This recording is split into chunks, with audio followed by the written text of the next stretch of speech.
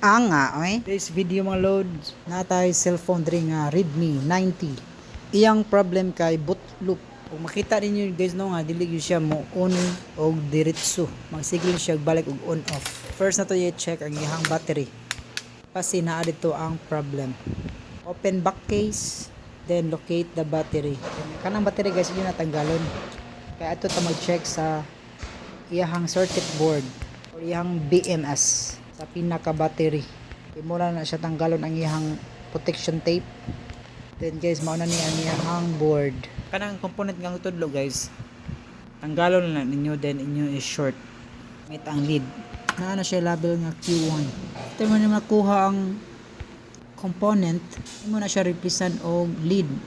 Make sure jud siya nga connected siya.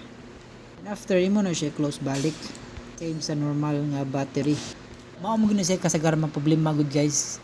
For example ang imong cellphone ma-stuck ra sa logo, ma-off og balik. Then repeat cycle ano? On off.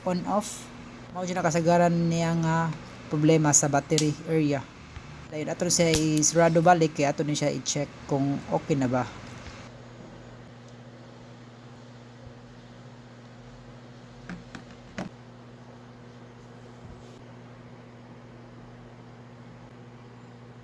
So, maura dito yung problema guys, no? Ang battery.